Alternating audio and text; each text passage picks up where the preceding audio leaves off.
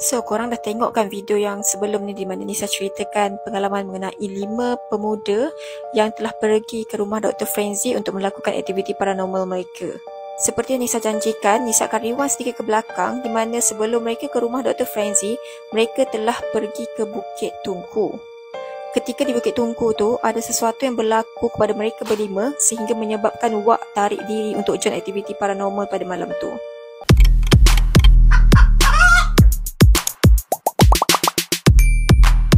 Hai, Assalamualaikum guys, welcome back to the Kainis channel. Pada awalnya mereka berlima telah pergi ke Bukit Tungku yang terletak di Jalan Duta. Di mana dekat Bukit Tungku tu terdapat banyak banglo-banglo mewah, namun ada juga banglo yang usang kerana telah lama ditinggalkan. Mereka sampai ke Bukit Tungku tu sekitar jam 12.30 malam. Jadi mereka pun ronda dengan kereta kawasan Bukit Tungku tu di mana mereka carilah rumah banglo mana satu yang mereka nak terjah masuk untuk lakukan aktiviti paranormal mereka. Kebanyakan rumah yang terbiar dekat situ semuanya berkunci. Masa diorang ronda-ronda kat kawasan tu, diorang agak risau jugalah sebab kawasan tu kawasan elit. Jadi risaulah kalau ada polis ke tiba-tiba diorang ni dituduh nak mencerobong rumah ke kan. Tiba-tiba Am yang tengah bawa kereta masa tu, dia perasan dekat cermin belakang dia ada satu kereta yang sedang mengekori mereka. Harap-harap kereta dekat belakang ni tak telefon polis lah, kata Am. Entah-entah dia pun sama macam kita tak cari hantu, Zai berkata sambil gelak. Jadi itulah macam Nisa cakap pada video yang sebelum ni, Zai ni dia kadang-kadang agak celupa sikit mulut dia. Kereta yang follow dia dari belakang tu adalah sebuah kereta Mercedes colour hitam. Dan kereta tu pasang lampu tinggi. Jadi Am yang bawa kereta tu, dia bengang lah sebab kalau ikutkan boleh je kereta tu nak potong diorang sebab jalan sebelah kosong tak ada kereta. Tapi kereta tu tak potong pun diorang. Dia follow rapat daripada belakang. Lebih kurang 15 minit jugalah kereta tu follow diorang. Dan perkara tu membuatkan Am ni memandu kereta lebih jauh ke dalam. Sampailah mereka tiba di satu jalan yang berbukit yang ada simpang 3. Kiri jalan mati, manakala kanan pula menghubungkan pintu utama jalan masuk ke sebuah banglo tinggal. Tanpa berlengah, Am pun terus belok ke kanan dan berhentikan kereta. Tiba-tiba, diorang tengok kereta yang follow diorang daripada belakang tu dah tak ada. Mana kereta tadi? Takkan diikut jalan mati tu? Afiq bersuara. Mungkin dia ada masuk simpang lain tadi kot, kita je yang tak perasan. Yelah, kita bukannya orang sini, kata Wak untuk menyedapkan hati. Ada betul juga kata Wak, jadi diorang abaikan je kereta tu. Weh korang, pot baik ni, tiba-tiba Zai bersuara. Jom turun tengok-tengok dulu, kalau dapat masuk lagi bagus, tambah Afiq. Banglo 2 tingkat yang ada depan diorang tu kelihatan sangat usang dengan ada pokok besar yang menjala dekat dinding. Korangnya pasal diam je, tak nak turun ke? Am bersuara. Am, gerak weh, gerak. Tiba-tiba Wak menjerit. Am yang tengah ralik tengok banglo tu daripada dalam kereta, terus tukar giat undur, lalu pergi meninggalkan kawasan tu. Apa benda kau ni Wak? Aduh, apa sah kau laju sangat gerak ni Am? Tak sempat aku nak ambil gambar, kot-kot ada hasil. Zai mengadu. Aku terkejut lah gila, si Wak ni tiba-tiba jerit suruh aku undur kereta, kata Am. Masa Am ni drive kereta untuk keluar daripada kawasan Bukit Tungku tu, Wak diam membisu. Mereka bercadang untuk singgah minum di mana-mana restoran mamak. Tapi tiba-tiba Wak minta untuk dihantar pulang. Wak kata dia tak sanggup dah dan muka dia pun sedikit pucat macam terkejut.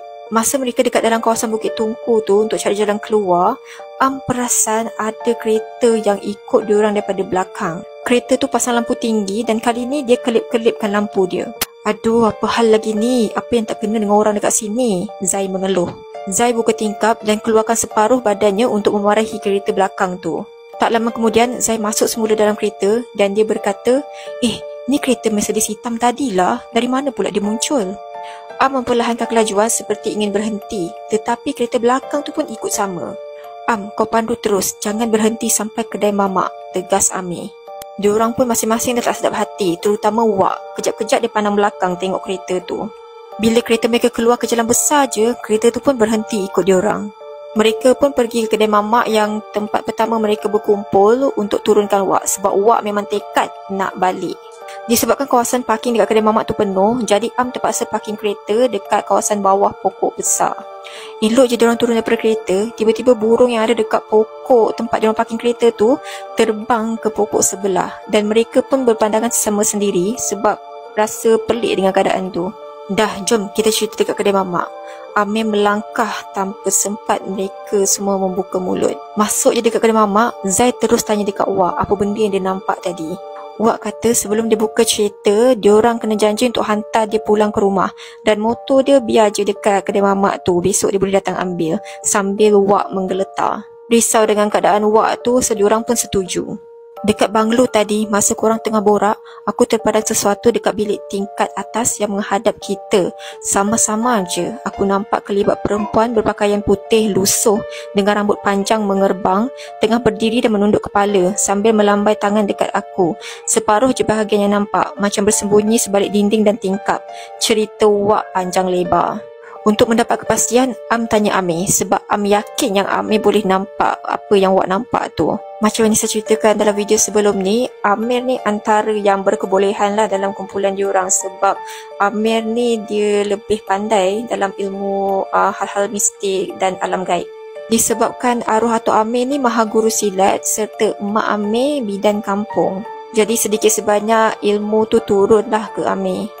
Amir pun tersengih sambil mengangguk lepas Am tujukan soalan tu dekat dia. Seram woi, tapi aku tak puas hatilah, Zai menyampuk. Amir pun terus berkata, korang rasa apa yang mengikut kita tadi? Kereta Merc hitam tu. Benda tu lah weh, dia saja nak mengacau sebab dia tahu Wak ni lemah semangat. Habis tu sekarang ada lagi kemeh. Korang nampak kan burung tadi tu tiba-tiba je terbang pergi pokok sebelah macam ada benda je atas bumbung kereta kita? Tanya Afiq. Dia pergi dah, mungkin dah balik ke tempat tadi, kata Amir. Seperti yang dijanjikan, lepas diorang ni minum-minum dekat kedai mamak tu, diorang pun hantar Wak ni pulang ke rumah. Dan Amir ni sempatlah ajar Wak beberapa ayat suci Al-Quran untuk pulihkan balik semangat dan keadaan Wak masa tu yang agak lemah. So tinggallah mereka berempat ni dalam kereta. Weh korang, alang-alang kita dah separuh jalan ni, jomlah sambung. Aku tahu ada 2-3 tempat lagi dalam senarai tu kan. Azan subuh je kita berhentilah. Zai cuba memujuk kami yang lain. Dan kemudian mereka pun pergi ke rumah Dr. Frenzy. Jadi kalau korang nak tahu apa yang berlaku dekat diorang masa diorang pergi ke rumah Dr. Frenzy tu, korang boleh tengok dekat video yang sebelum ni, okey? Selepas mereka pergi ke rumah Dr. Frenzy, mereka pergi pula ke Highland Tower. Di mana ketika mereka ke Highland Tower tu telah berlaku beberapa perkara yang sangat dahsyat dekat mereka sehingga membuatkan aktiviti paranormal mereka yang pertama tu menjadi yang terakhir bagi mereka berlima. Picnic with my best